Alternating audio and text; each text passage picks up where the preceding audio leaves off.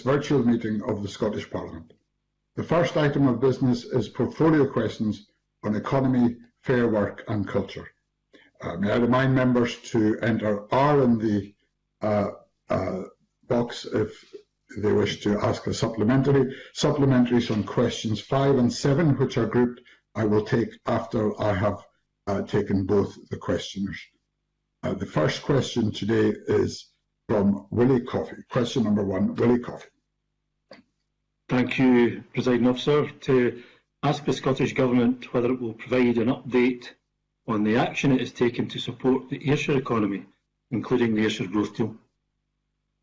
Cabinet Secretary Fiona Hislop. The Scottish Government has committed £103 million to the Ayrshire Growth Deal to protect existing jobs, create new jobs and extend economic opportunity to communities across Ayrshire. In addition, we've provided over £77 million in grant funding to Ayrshire businesses as part of our response to the impact of COVID-19 on our economy. We recognise the contribution Ayrshire makes to the national economy, and we're working with local authorities and other regional partners to ensure that the Ayrshire Growth Deal is signed as soon as possible. Willie Coffey. Can I thank the Cabinet Secretary for that answer? She'll be aware of a number of businesses that have closed in my constituency over the past couple of years, and we are all eagerly awaiting the signing off of the Growth Deal projects next month. Could she maybe perhaps outline whether the Government will consider additional support for Ayrshire, for example in road and rail investments, or perhaps seeing if we can reprofile the Growth Deal projects over a shorter term to assist us to overcome the impact of COVID on the local economy? Cabinet Secretary. I'm obviously aware of the closures that are referred to by the member. I'm also acutely aware of the impact on local people and communities, and that's why we want to get the Ayrshire Growth Deal signed as soon as possible. I think, for example, it will be really important for the aerospace industry, and that's one of the reasons that we're keen for it to be signed sooner rather than later. On the profiling of the deal investment, obviously our officials need to be in regular contact with the 3 Ayrshire local authorities about that, but we will continue that dialogue and quickly to take forward any action with the potential to protect and create good quality jobs across Ayrshires. Thank you very much. A brief supplementary from Brian Whittle. Thank you, Deputy Presiding Officer. Cabinet Secretary, Transport Scotland have suggested that the Ayrshire Growth Deal, specifically around the Moorfield Industrial Estate in East Ayrshire, may be problematic if the Belfield interchange is not upgraded. So can I ask the Cabinet Secretary if she's had spoken with Transport Scotland or the Transport Cabinet Secretary to seek a solution to the potential increase in traffic flow?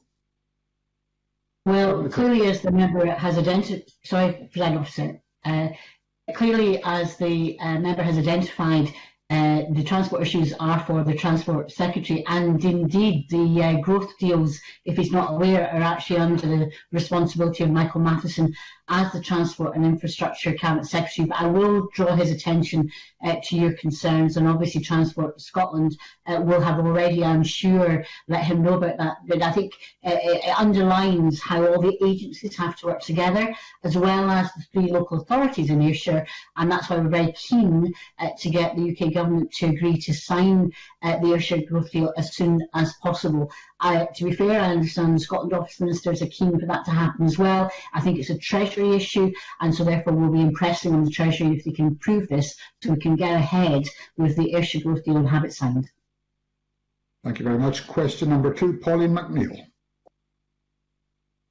Thank you, Presiding Officer. To ask the Scottish Government what impact COVID-19 restrictions have had on the nighttime economy. Minister Jamie Hepburn.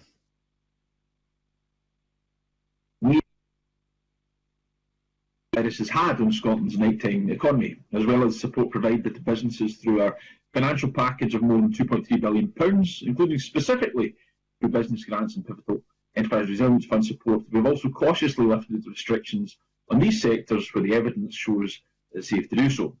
Our latest route map phase 3 update, published 20th of August, gives an indicative date of reopening of 14th of September for certain indoor live events and indoor entertainment centres, and that follows the enabling of hospitality to reopen with precautions from the 15th of July. Pauline McNeill. So I was specifically asking the Minister about the nighttime economy, which generates £2+ billion for the Scottish economy. And many operators in the sector do not feel that there has been adequate communication with them about the long-term plans. The ban on music in pubs and clubs is affecting patronage, making them less attractive places to be. And in the city that I represent, in Glasgow, the nighttime economy is hugely dependent, and it's very scary that there might be huge job losses if there is not more support for this industry. The situation will get worse if there is still a lockdown in October, and I therefore have to ask the Minister if he's aware that the nighttime economy industries have said that up to 80% of operators will have to make redundancies if there is not further direct support forthcoming. And I have to ask the Minister directly, therefore, if he does foresee that the nighttime economy, pubs and clubs, will be closed in October by government decisions, will the Scottish Government supplement the furlough scheme because it comes to an end? So I specifically would like to know if you considered whether or not you will supplement the furlough scheme for the nighttime economy, because I believe if you don't, the 200,000 jobs will be lost. Minister. Well, Ms McNeil's raised a number of issues there, President Officer. I'll try and cover as much as I can on her last point. I think that is the substantive one. Clearly, we have already called on the UK Government to extend the furlough scheme, and that's what we should be doing. That's what we should be uniting to do. That's what the Scottish Parliament collectively should be doing, because we recognise that that could represent a potential cliff edge for businesses, in this instance in the nighttime economy, but indeed across the entire economy as a whole. But the fundamental thing, of course, Presiding Officer, is we don't want any sector to remain closed for any longer than is necessary. We're in the grip of a public health crisis right now, so right now it's not safe to reopen the sectors of the economy. We are working to ensure that they can reopen as soon as possible. Thank you very much. Can I encourage brief supplementaries, please? I have Maureen Watt. Thank you, Convener. Thank you, Presiding Officer. As we've recently seen in Aberdeen, as you know, local lockdown restrictions have meant further pressure on local hospitality businesses. Can the Minister advise what further support has been provided to businesses affected by these temporary measures in Aberdeen? And does he agree with me that the UK Government should put emergency funding in place to facilitate flexible business support at short notice in the event of local lockdowns? Minister Jamie Hepburn. On the latter point, not only do I agree that's something we've already acted on. Fergus Ewing wrote to the Chancellor on the 14th of August seeking an extension to the Eat Out to Help Out scheme, a very basis. In terms of our own part, we've allocated £1 million directly to Aberdeen City Council to provide £900,000 of one-off grants to hospitality businesses directly impacted by restrictions, and a discretionary fund of some £100,000 for businesses impacted but not directly specified in regulation. And a further brief supplementary, please, from Patrick Harvey. Thank you, Presiding Officer. With the unprecedented challenges facing businesses in the nighttime economy, I'm really concerned that we could see another race to the bottom on standards. Those businesses that have chosen to take on the extra costs of paying above the real living wage, or to invest in staff training and additional costs like giving staff the cost of a taxi home if they're going home after the early morning hours. Those businesses must not be the ones that we lose. We must ensure that we support those that are responsible operators. What can the Scottish Government do to ensure that those high quality operators are not the ones pushed over the brink and become the businesses that we lose, and also to make sure nobody falls through the cracks like the comedy clubs that should be treated as arts and cultural organisations but are treated at the moment as purely commercial ones? Minister Jamie Hepburn. Well, just on the last point, Presiding Officer, there have actually been a range of support provided for comedy businesses through the funds that I've mentioned earlier, but we are working with the Independent Comedy Association to better understand some of the challenges faced by the sector and to see what other support might be available. I agree with the thrust of Patrick Harvey's question. He knows the Fair Work agenda is something that I and the Scottish Government, of course, we are encumbered by not having responsibility for employment law, but we have published a specific Fair Work Charter for the current period, which has been jointly signed by us and the Scottish Trade Union Congress. We're calling on all employers to uphold Fair Work standards. And if I get any examples of where that's not happening, I'll be very willing to take that up directly with any individual business concerned. Thank you very much. Question number 3, Julian Martin. Thank you, Presiding Officer.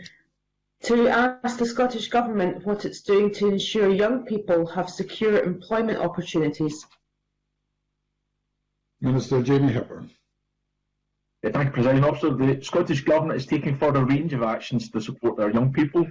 We've committed to investing £60 million this financial year in a youth guarantee as part of the £100 million investment for employment skills announced last month. The guarantee is one of the first actions sets out our employer-led plan to give all young people access to work training or education, and we've recently announced that this will also include £10 million in measures to support and retain apprentices. Julian Martin. I welcome all those targeted actions. Young people are at risk of being the most adversely affected by the economic impacts. The Minister's acutely aware of that. They took to the streets in climate strikes to make their fears about the planet's future known last year and earlier this year. How is the Scottish Government ensuring that their voices are heard as they draft their plans for the green recovery? Jamie Hepburn. Well, I certainly agree, and previous experience demonstrates, Presiding Officer, that young people are one of the groups most likely to be disproportionately impacted by the effects of any downturn. In terms of linking that question to what I've said, we've asked Sandy Begbie to take forward the work on our youth guarantee, and he is ensuring that he is hearing the voice of young people as part of dialogue as to how to take forward the youth guarantee. He met with a group of young people directly on the 11th of August. He's met with young people's organisations, Young Scot, the Prince's Trust, Action for Children, MCR Pathways. So he is involved in that dialogue, and it will be essential that that guarantee, and indeed all of our labour market interventions, are geared towards where we need to have that skill set for the future, and ensuring that we have a green recovery. It very much forms part of the work ahead. Thank you very much. Question number 4, Kenneth Gibson. Thank you, Presiding Officer. To ask the Scottish Government what discussions it has had with the UK Government regarding using revenues raised from online retailers to support economic growth in Scotland. Cabinet Secretary Fiona Hislop. The digital services tax and the proposed online selling tax, like the majority of taxes, are reserved, and therefore any revenues are collected at a national level by the UK Government. HM Treasury do not hypothecate tax revenues, as you're aware. Presiding Officer, the operation of the Barnett formula, the Scottish Government receives a share of UK Government spending on areas devolved to the Scottish Parliament. To date, the Scottish Government has had no conversations on the use of revenues from online retailers. The Scottish Government does, however, regularly, with both ministers and officials from HMS Treasury, have discussions, including on the budget process. Kenneth Gibson. I thank the Cabinet Secretary for that answer. It's obviously frustrating that such matters are reserved. Nevertheless, does she agree that the impact of the pandemic has accelerated the shift to greater online shopping, and that unless there is a balance between high street and online taxation, high streets will continue to decline, reducing choice, employment, and ultimately leading to falling revenue from non-domestic rates? Cabinet Secretary. Well, clearly, Presiding Officer, the impact of the pandemic and lockdown could affect businesses quite drastically. We've seen the variation and variability for retail, online, and obviously on the high street. And we'll continue to monitor the impacts of the pandemic as we move forward. But I do think there's obviously a very strong case to ensure there's some equity in terms of retail between online and high street, and obviously the pandemic has increased traffic for online retailers. So we would urge the UK government to consider all of this in the round as they're considering the UK budget for 21-22. Thank you very much. Question 5, Sandra White.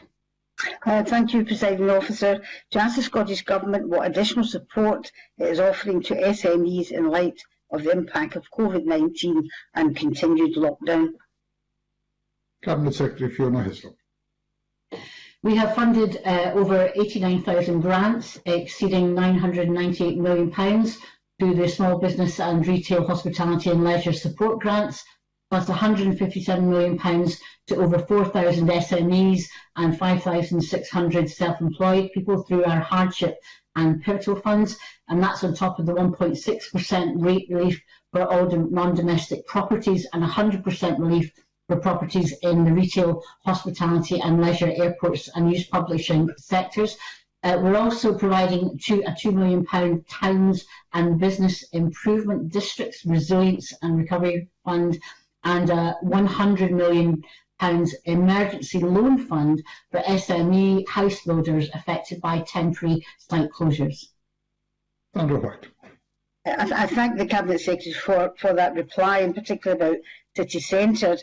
But in particular, city centres, Glasgow city centre, for instance, small cafes and takeaways are continuing to suffer simply because offices are not opened yet. So they have no footfall in that respect. And having spoken to a number of them, they're saying to me that they may not even survive this particular COVID-19 and lockdown. Would the Cabinet Secretary look at their case? Although you have mentioned about the funding that's available, but would the Cabinet Secretary look at their case and for additional support to ease the financial pressures on these small businesses and to ensure in some cases their actual survival? Cabinet Secretary.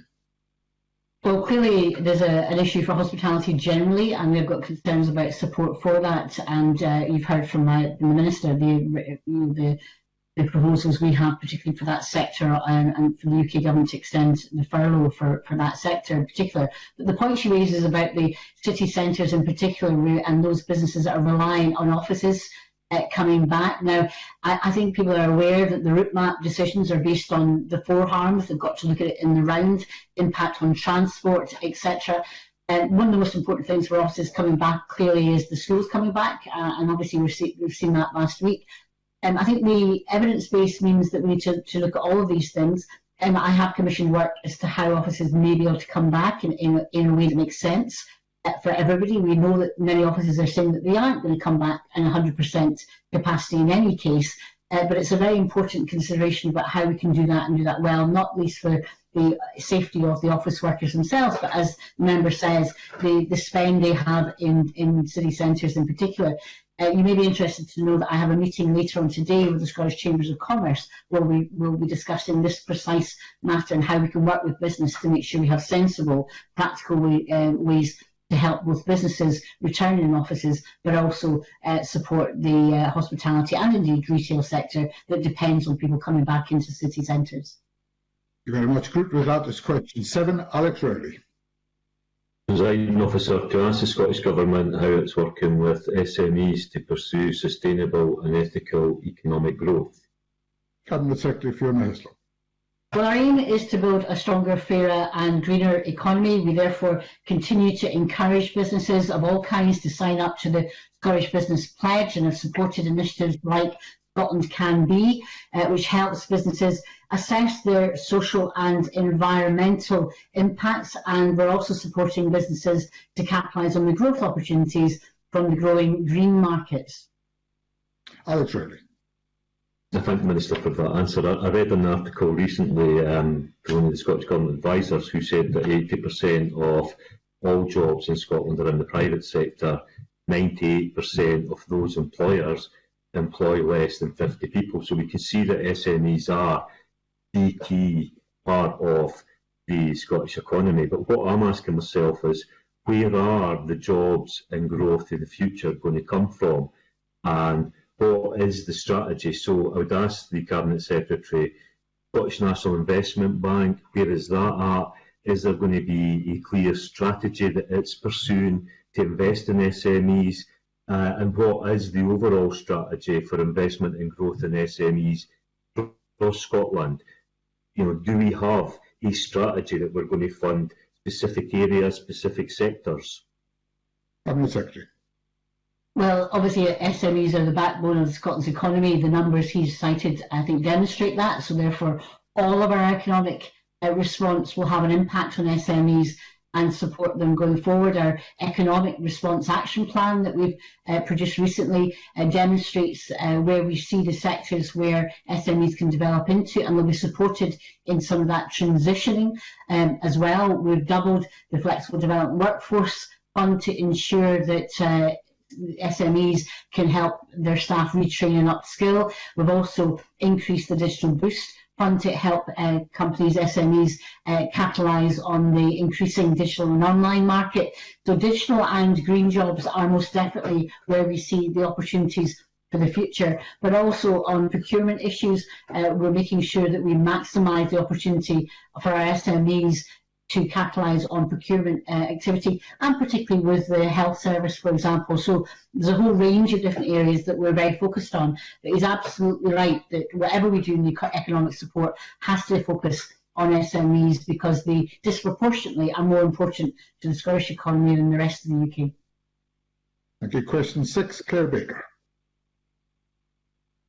To ask the Scottish Government how much of the 97 million in UK Government consequentials announced on the 5th of July has been allocated as packages of support for the arts, culture and heritage sectors, and when a decision will be made on the allocation of the remaining funding. Cabinet Secretary. Well, the decision on the remaining funding will be shortly and imminently. To date, we've allocated £22.5 million from the £97 million in support packages, including £10 million for event organisers, £2.5 million for performing arts venues, on top of the additional funding that I announced earlier for performing arts theatres, £2.2 million for grassroots music venues, and £3.8 million to save jobs at the National Trust for Scotland, and £4 million to support independent museums. We've also agreed to provide additional funding to national cultural and heritage bodies severely affected by the crisis, and we will continue to work with the sector to ensure the full distribution of the funding so that it reaches those who need it most. Claire Baker.